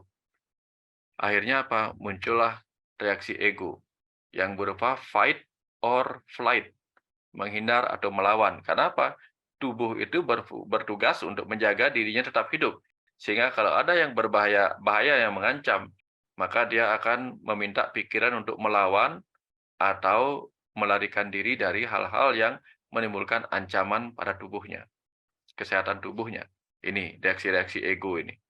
Sistem imun. Tidak ada yang salah sebenarnya pada ego kita. Tapi ketika pikiran kita terbiasa mengikuti kehendak-kehendak tubuh kita saja, apalagi kehendak pikiran yang penuh emosional, ego akan bereaksi. Untuk fight, melawan hal yang mengancam, yang menyakiti perasaan kita, atau menghindarinya. Tapi kalau pikiran kita lebih banyak gunakan untuk belajar kepada sang ruh, gitu, kepada sang ruh, apa yang terjadi?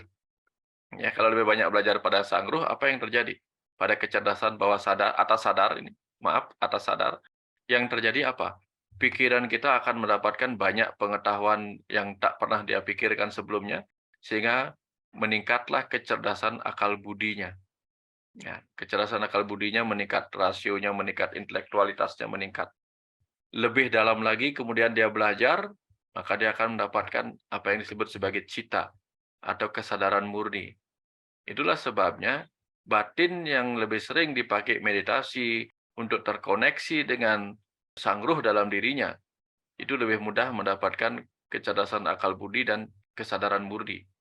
Nah, Siddhartha Gautama pernah duduk di bawah pohon Bodhi, lalu tercerahkan ketika dia terkonek dengan kecerdasan sang ruh dalam dirinya, sehingga dia mengalami peningkatan budi, sehingga mengalami pencerahan, mengalami cita, kesadaran murni, dan sebagainya.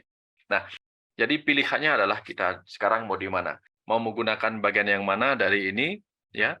Mau menggunakan keajaiban tubuh kita, terkonek dengan kecerdasan bawah sadar kita, atau dengan kebijaksanaan yang berasal dari sang ruh kita.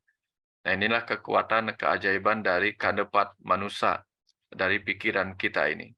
Nah, di sini kandepat atma, ya, yang membuat kita bisa mendapatkan pengetahuan lebih. Bahkan kalau lebih dalam lagi kesadarannya, kita bisa bertemu dengan kandepat dewa, ya, diri kita yang menjadi dewa itu sendiri, yaitu yang tercerahkan. Dewa itu div itu cahaya, yang tercerahkan oleh cahaya pengetahuan kebijaksanaan atau cita itu. Di sinilah kita akan mengalami sebuah proses transformasi diri kita, untuk bisa melihat Tuhan ada di mana-mana dalam setiap ruang dan waktu di mana kita sedang berada. Nah, baik, itu yang saya bisa sampaikan. Mungkin sudah cukup panjang ini, saya sampai berkali-kali harus minum karena serak ini. Jadi itu yang bisa saya sampaikan, mudah-mudahan ada manfaatnya untuk pendalaman dari apa yang sudah tertulis di buku Kandepat dan Usada Kandepat. Terima kasih banyak, nanti kita akan lanjut ke sesi diskusi. Ya, silakan Chandra, silakan. Oke, terima kasih Bapak Dokter sudah memaparkan materi yang sangat luar biasa ya. Jadi sekarang kita masuk ke sesi tanya jawab ya. Bagi peserta yang mau tanya jawab mungkin bisa raise hand ya. Jadi kita batasi di sini ada 3 pertanyaan saja yang secara langsung. Mungkin nanti sisanya nanti bisa via chat. Jadi kita sedikit membatasi waktunya, mohon maaf sebelumnya ya, karena juga waktunya juga sudah mepet gitu. Jadi kita batasi 3 orang penanya pertama yang akan langsung kita berbicara bersama di sini ya, berinteraksi bersama. Nah, sisanya mungkin nanti di via chat Nanti pertanyaan yang di via chat akan kami balas mungkin di sosial media kita gitu. Nanti apapun nanti pertanyaannya nanti bisa dimasukkan ke kolom chat. Nanti kita akan balas nanti di sosial media kita selanjutnya ya. Oke. Mungkin yang pertama ini ada Oppo F11 ya. Selamat malam Bapak. Ya, malam Pak. Ya. Mohon maaf Bapak, namanya siapa Pak? Nama saya Imade Arianto, Pak. Ya, asal dari mana Pak? Asal dari Kerobokan. Oke, mungkin bisa langsung memberikan pertanyaan ya Pak ya. Langsung ke Pak Dokter ya. Silakan Bapak. Ya Pak, saya mau bertanya, kalau 2 minggu terakhir ini saya tidak seperti biasanya. Kadang-kadang lebih cepat emosi, gitu, tidak terkontrol. Sampai-sampai ya ibaratnya sampai mukul seperti itu tuh. Kayaknya habis itu sadar kembali. Susah buat nenangin diri lagi gitu. Sebelumnya sih saya merasa tenang itu tuh Pak. Apa ya kira-kira Pak ya untuk saya untuk biar lebih bisa tenang lagi dan hati lebih sejuk aja Pak gitu Mas. Terima kasih Pak. Oke. Mungkin Bapak Dokter Wayan Mustika bisa menjawab Pak pertanyaan dari Bapaknya ini. Silakan Bapak Dokter. Ya, Pak Made ya, dari Kerobokan ya. Ini, kalau dari ajaran Kandepat, itu emosi itu sering dikaitkan dengan api. Api ya, api kan disebutlah api emosi. Dalam ajaran Kandepat itu, api itu ada di daerah, atau teja, itu ada di daerah barat. Di daerah selatannya itu ada air. Sehingga kalau dirunut dari timurnya pertiwi, airnya atau apahnya di selatan, di baratnya ada teja atau api. Nah, karena teja dan api, atau di sebelah utaranya ada air, bagaimana caranya meredam api? Dia bisa pakai air, bisa pakai angin. Nah, jadi di utara kan ada tadi bayu atau angin. Api di barat. Jadi api itu bisa dikurangi dengan angin atau dengan air, gitu. Contohnya. Nah, bagaimana dengan angin? Salah satu cara untuk menghentikan atau mengurangi efek dari api emosi adalah dengan memberinya angin. Memberi angin itu seperti apa? Menarik nafas dalam-dalam, memberi oksigen, gitu. Sehingga apa? Sehingga tadinya kan api itu fungsinya, ini saya potong ya. Api itu kan menyebabkan terpisah. Kalau apapun dibakar dengan api akan terpisah. Nah, tubuh kita yang terdiri dari air, kalau diberi api emosi, panas, nah bayangkan seperti itu kira-kira sederhananya, dia akan terpisah. Hidrogen dan oksigen terpisah. Nah, jadi hidrogennya menjadi apa? Menjadi sumber yang meledak-ledak. Kita kan tahu kan gas hidrogen bisa menyebabkan ledakan.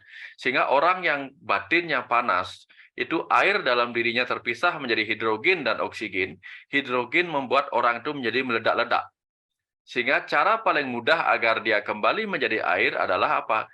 Tarik nafas dalam-dalam sehingga banyak oksigen yang masuk. Efeknya apa? Terikat kembali dengan hidrogen yang lepas tadi. Nah, walaupun secara kimia mungkin tidak seperti itu terjadinya. Ini secara filosofinya. Sehingga begitu kita menarik nafas dalam-dalam, terus-menerus menarik nafas dalam-dalam, oksigen akan kembali mengikat mengikat hidrogen yang lepas tadi, sehingga tercipta lagi air. Air pelan-pelan akan menyebabkan emosi kita berkurang. Api emosinya berkurang. Nah, ini contoh bagaimana menarik napas dalam-dalam, menenangkan diri pada saat emosi terjadi. Itu bisa membantu. Jadi, kapan saja emosi terjadi, sadari emosi itu sedang terjadi, tarik napas dalam, lalu keluarkan dengan hembusan angin dari mulut kita, seolah-olah kita mengeluarkan apinya. Sehingga apa? Bayangkan udara segar masuk, di dalam berubah menjadi air itu memadamkan apinya pelan-pelan, lalu kita hembuskan keluar menjadi api, dan yang lama-lama yang keluar bukan api lagi, tapi tinggal asap-asapnya, dan bayangkan sambil mengatakan saya tenang, saya tenang, saya tenang. Bahkan kalau perlu, lakukan ketukan. Ya, pada saat kita emosi, lakukan ketukan di daerah sini. Ya, di sini coba di alis kita, di atas alis ya. Katakan saya tenang, saya sabar, saya tabar, saya sabar, boleh. Saya tenang atau saya sabar, boleh. Di atas alis ya. Lalu di bawah kelopak mata, di bawahnya lagi sebelah sini ya. Di bawah sini ya, tadi di atasnya, sekarang di bawah mata. Saya tenang, boleh tambahin sabar, boleh. Lalu di tengah hidung, di sini, di bawah hidung ini, dilekukan hidung ini, ya itulah situ. Yang membedakan kita dengan wong samar. Ya ketuk di sini ya, saya tenang, sampai terdengar suara ketukan itu oleh telinga kita. Saya tenang, sambil narik napas juga. Ya, lalu di dagu kita, dagu sini ya, dagu sini, ya, oke. Saya tenang, Lalu di atas jantung kita, di dada di kiri kita. Saya tenang, Nah, dilakukan berulang-ulang. Begitu kita emosi, lakukan itu. Saya tenang, sambil menyadari emosinya pelan-pelan berkurang. Itu yang bisa dilakukan untuk mengatasi ketika ini emosi terjadi. Nah, itu pada saatnya. Tapi malam sebelum tidur, nah, supaya mengubah seluruh sel tubuh kita, tidak lagi menyemprotkan zat-zat yang membuat kita emosional seperti adrenalin yang meningkat atau hormon-hormon yang membuat kita begitu aktif emosinya itu. Supaya itu tidak bereaksi dengan cepat, apa yang bisa dilakukan? Setiap malam sebelum tidur, ucapkan, mulai malam ini saya menjadi pribadi yang tenang dan penuh kesabaran. Mulai malam ini saya adalah pribadi yang tenang dan penuh kesabaran. Ucapkan terus-menerus begitu, sampai terbawa tidur. Ya. Begitu bangun pagi, ucapkan hal yang sama. Mulai hari ini, saya adalah pribadi yang tenang dan penuh kesabaran. Yang terjadi kemudian apa? Sel-sel tubuh kita akan bereaksi dan berubah. Berubah membentuk sel-sel yang tidak mudah bereaksi terhadap perasaan-perasaan kita yang negatif, yang emosi. Itu yang terjadi. Nah, kira-kira seperti itu. Mudah-mudahan dicatat dan di rekaman ini nanti bisa ditonton ulang nanti setelah saya jadikan YouTube. Video YouTube. Nggih, nggih Pak. Ya, Pak Wadi. Nggih, silakan. Karena waktunya singkat, saya singkat-singkat dulu jawabnya dan mohon yang nanya nanti singkat-singkat juga. Ya. Silakan, Chan. Oke, terima kasih Bapak. Nah, mungkin selanjutnya ada Bapak Made Suarjana ya. Ayo, ya. Bisa dibuka Pak, voice-nya Pak.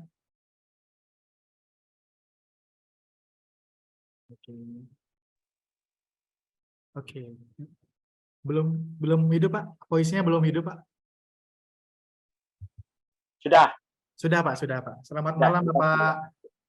Selamat malam kepada admin, selamat malam kepada narasumber Bapak Dr. Wayan Mustika. Kalau tidak salah Pak Dokter itu yang gininya halaman kesadaran semesta ya? Ya, benar. Nah, itu. Saya ingin bertanya, terkadang apabila kita tuh menggunakan kandepat brutal, seringkali kita tuh terproyeksi hanya pada lebih banyak keegoan secara tidak sadar.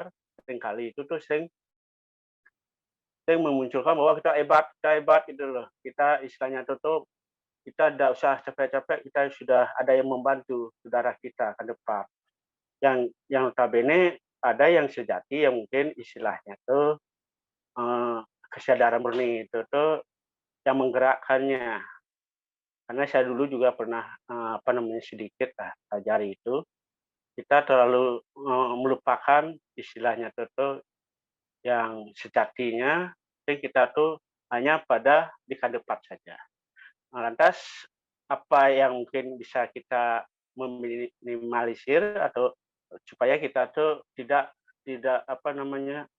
percaya pada itu aja selalu, supaya kita tuh kesadaran yang benar itu tuh yang istilahnya tuh yang sesungguhnya gitu.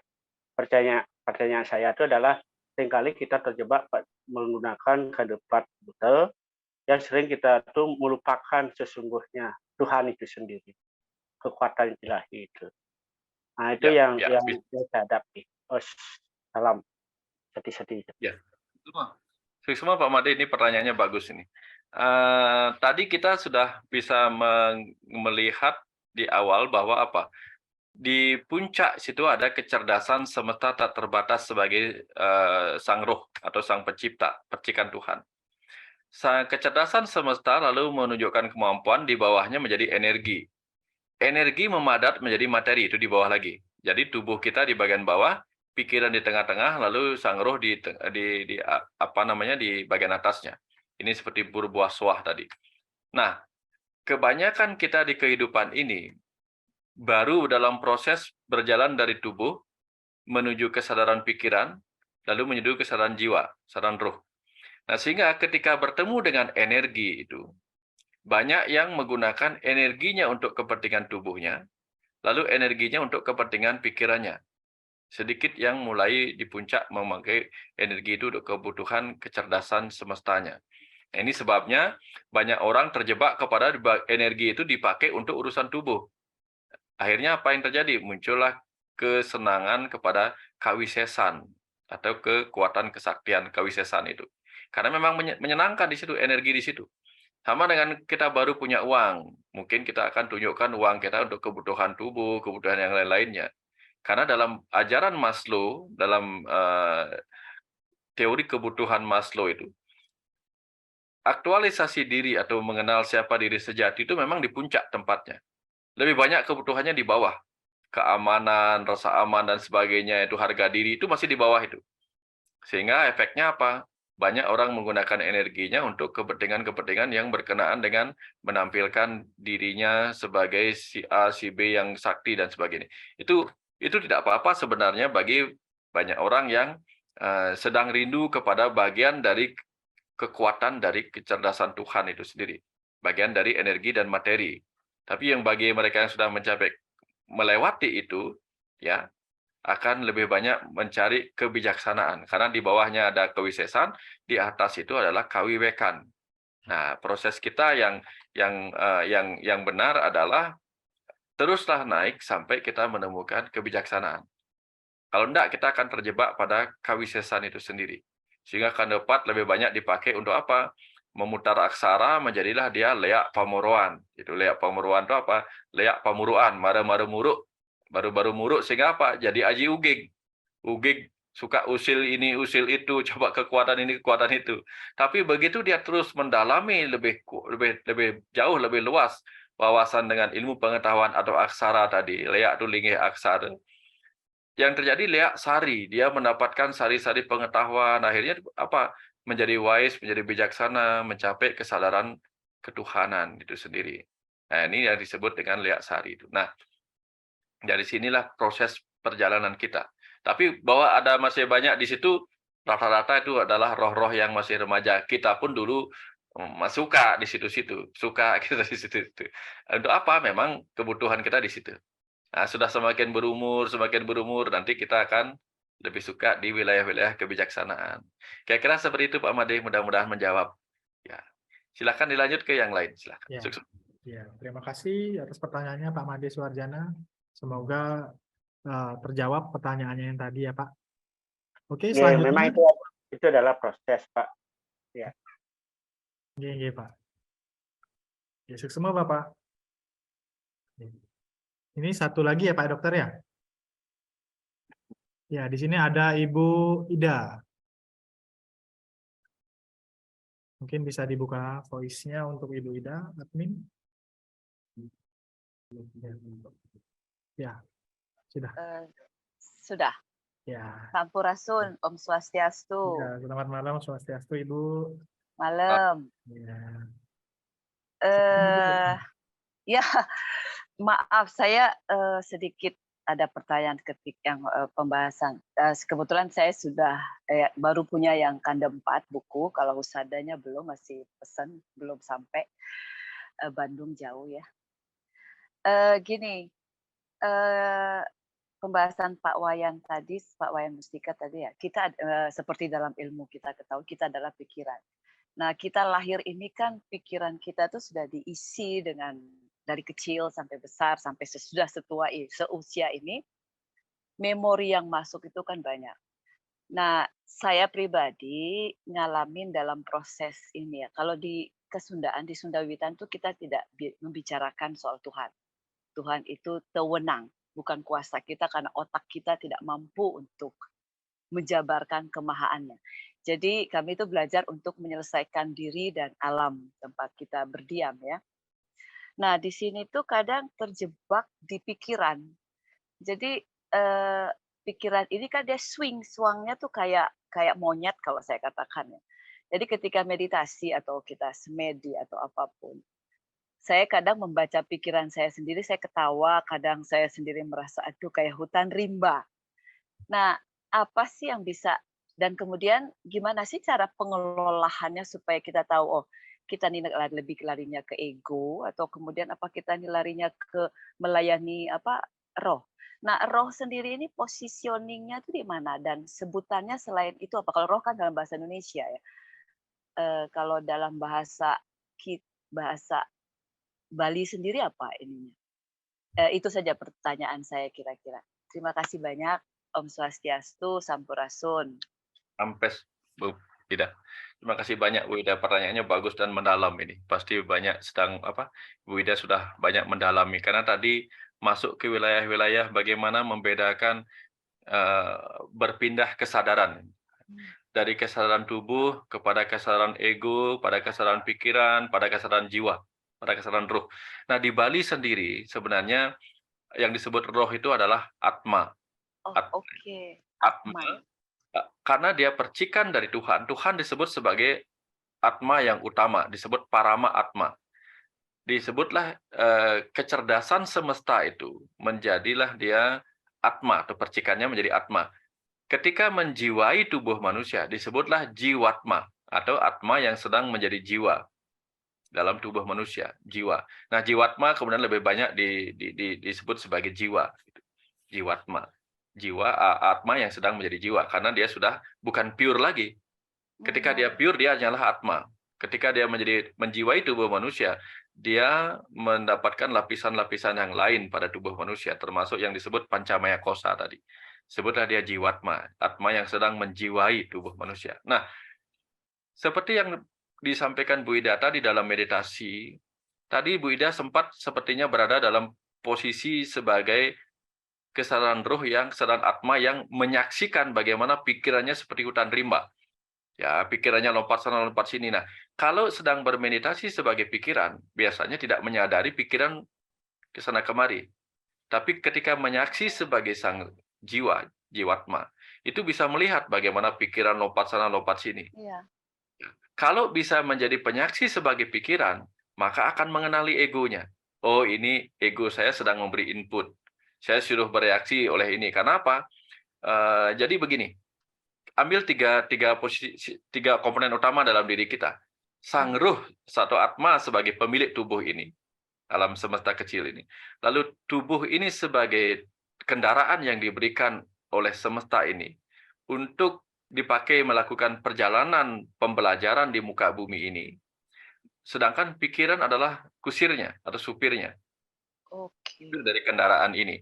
Nah, supir ini kadang-kadang itu bergerak mengikuti ego atau sang kondektur atau kernetnya.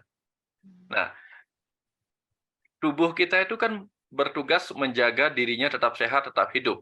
Sehingga dia butuh sistem pertahanan tubuh. Nah, jadi kalau ada sesuatu yang berbahaya, menyentuh panca indera, misalnya mata melihat ada debu, dia tiba-tiba akan menutup dengan refleks. Itu karena dilihat debu berbahaya.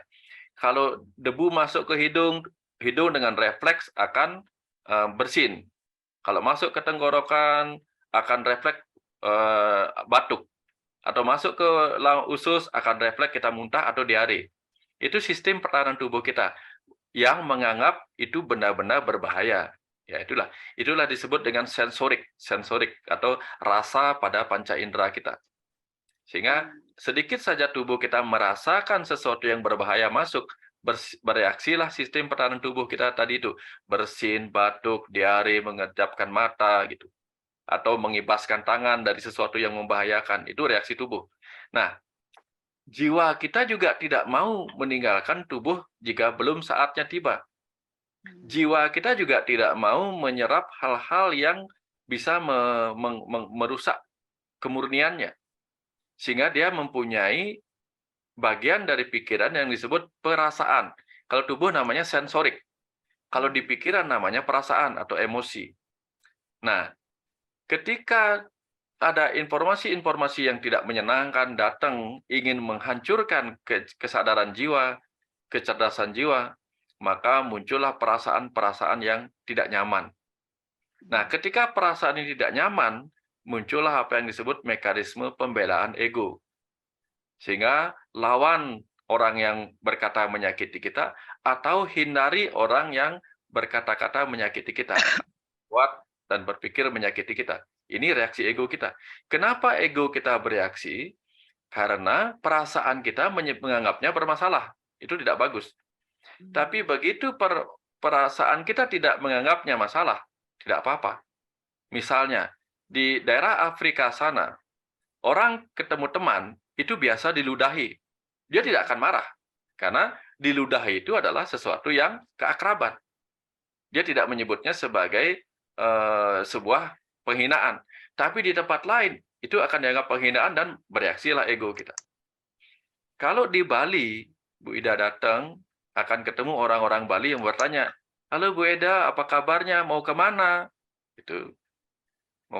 Mau kemana? Kumaha? Kalau kita mau ditanya begitu. Tapi kalau bule ditanya begitu di Bali, "Where are you going?" Marah dia.